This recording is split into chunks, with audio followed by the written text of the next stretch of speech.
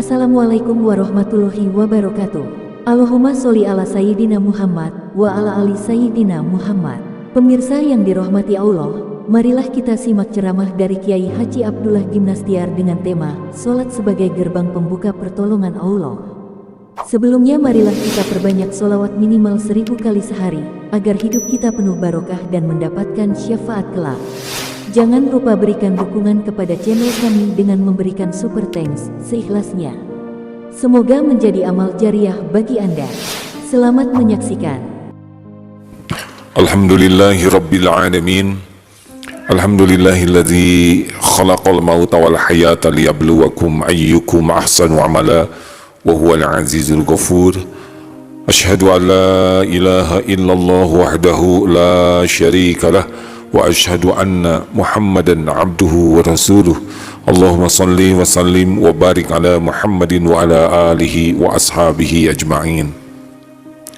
Ayyuhal hadirun, ittaqullah haqqa tuqatih wa la tamutunna illa wa antum muslimun.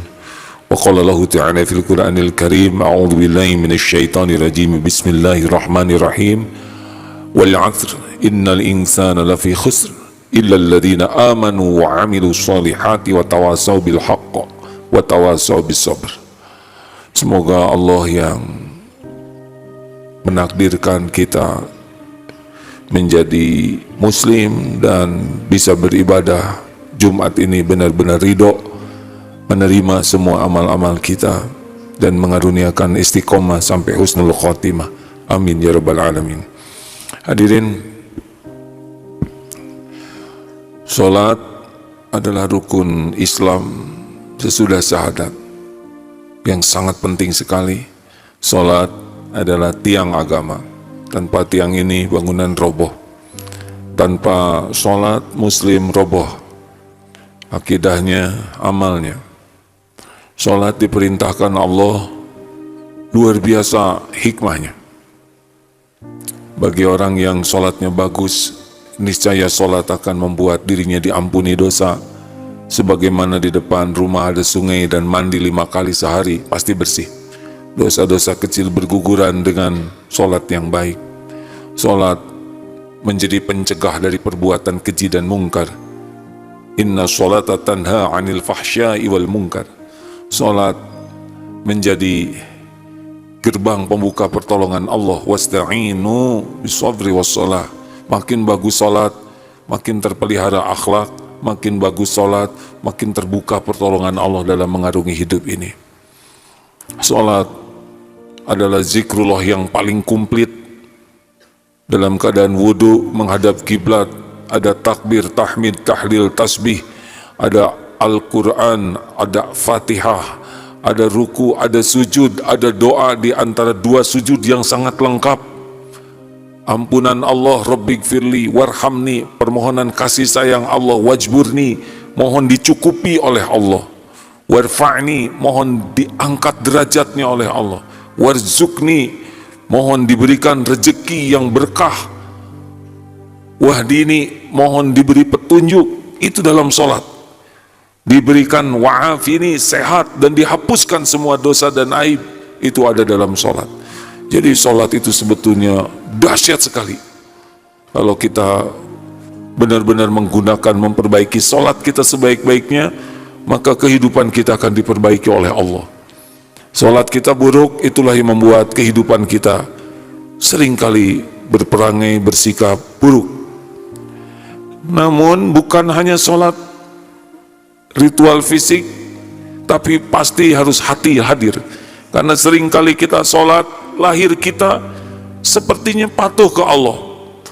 Mulut bertakbir, tangan diangkat, kadang ruku, sujud, tapi masalah terbesarnya adalah hati kita tidak ingat kepada Allah. Padahal wa aqimis shalah li dzikri, dan dirikanlah salat untuk mengingatku. Betapa banyak dan sering kita salat dan justru pada salat itu kita tidak ingat Allah. Banyak yang tidak perlu kita ingat dan masuk ke dalam salat kita, dan kita tidak merasa bersalah. Padahal kalau kita perbaiki salat kita dengan baik, bagaimana cara memperbaikinya? Harus diawali dengan persiapan, karena gagal dalam persiapan sama dengan mempersiapkan kegagalan. persiapan ilmu. Betapa banyak kita sholat hanya dengan ilmu zaman SD dulu, yang sangat tidak memadai. Kita sholat tiap hari, tapi nyaris kita tidak mengerti arti bacaan sholat, hanya karena ikut dengan ilmu yang lalu. Jangan berharap kita menikmati sholat kalau kita tidak paham. Kita harus belajar tentang ilmu sholat, bagaimana sholat yang benar, bagaimana arti bacaan sholat. Insya Allah akan jauh lebih berkualitas. Siapapun yang tidak pernah mengevaluasi diri tentang sholatnya, berarti kita akan sulit bahagia, sulit tenang, sulit mengerem nafsu kita. Dengan sholat yang tidak baik, kita akan lebih mudah tergelincir.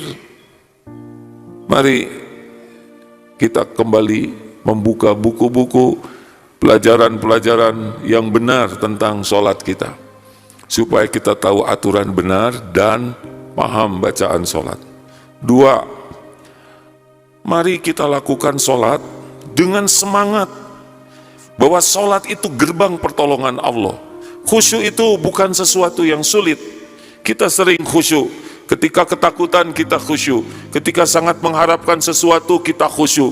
Kita sedang melihat sesuatu permainan yang menyenangkan, kita khusyuk. Nonton sepak bola khusyuk, baca berita khusyuk. Betapa sering kita khusyuk, tapi dalam sholat kita tidak khusyuk. Kenapa? Karena memang kita belum merasa ini sholat sesuatu yang penting. Padahal ingin anak soleh, sholat gerbangnya. Ingin rezeki dibuka, sholat gerbangnya. Seberapapun dosa, sholat bisa mendatangkan ampunan. Kita galau dan gelisah, sholat gerbangnya. Kita merasa terancam, tertekan, ketakutan, sholat itu. Sholat itu pembuka pertolongan Allah. Maka sesudah kita dengan dasar ilmu yang kita tambah, kita pelajari, kita pun berangkat sholat dengan semangat.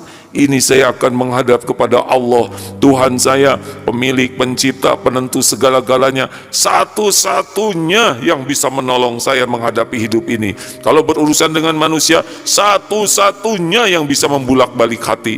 Kalau berurusan dengan rezeki, Allah satu-satunya pemilik rezeki dan pembagi rezeki. Tidak ada yang lain selain Allah. Kalau kita punya kesulitan, Allah tahu masalah kita, Allah tahu jalan keluar, dan mudah bagi Allah menolong siapapun. Maka ketika sholat kita harus yakin ini adalah gerbang pertolongan yang saya harapkan, yaitu sholat. Yang ketiga, mari kita lakukan sholat dengan tenang saja, tumanina, dengan sekuat tenaga, hadir, yakin bahwa sholat ini adalah gerbang pertolongan Allah, dan kita yakin bahwa selama sholat kita diperhatikan Allah, didengar Allah. Sebagaimana orang kalau ada CCTV, dia jaga diri karena merasa dilihat CCTV, atau ketika ada guru, dia jaga diri karena merasa diperhatikan oleh guru. Semakin kita sholat dengan yakin Allah sedang memperhatikan dirinya, Allah sedang menyimak apa yang dilakukannya, maka insya Allah akan beda. Kita lihat saja, orang kalau ada CCTV akan berubah karena merasa ada yang merekamnya. Ketika suaranya handphone yang ini disadap, pasti lebih hati-hati. Demikianlah seharusnya kita merasa ketika sholat, Allah sedang mendengarkan, memperhatikan saya, Allah tahu pikiran saya, Allah tahu isi hati saya. Jauh akan lebih hati-hati. Kita tidak perlu sholat yang sangat panjang bacaannya kalau kita memang tidak terbiasa dan tidak paham, tapi kita coba sholat yang ringkas tetapi hadir. Ketika takbir, hadir Allahu Akbar, mulut menyebut nama Allah, hati hadir. Wahai Allah yang maha besar, Bismillahirrahmanirrahim. Ketika mulut menyebut, hati hadir dengan menyebut namamu, wahai Allah yang maha pengasih, maha penyayang. Alhamdulillahi Rabbil Alamin. Segala puji bagimu Rabb semesta alam. Jauh akan nikmat, hadirin. Sholat itu nikmat bagi orang yang benar-benar berusaha melakukannya dengan baik. Kalau kita tumanina, tenang, fokus, Allah akan memberikan kebahagiaan dalam sholat kita. Allah akan memberikan nikmat sholat, nagih, seperti kita bisa mengadu kepada yang menguasai semua masalah kita, yang menguasai segala kejadian. Harusnya sholat itu sesuatu yang selalu kita idam-idamkan. Hadirin sekalian, mari kita perbaiki sholat. Percayalah, kalau sholat kita berusaha perbaiki, kita akan lihat keajaiban-keajaiban. Hati menjadi lebih tenang walaupun masalah banyak. Jalan keluar nanti akan tersusun dengan sendirinya. Ada saja jalan keluarnya.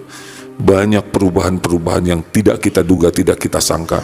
Syariatnya dengan kita perbaiki sholat kita. Barakallahu li wa lakum.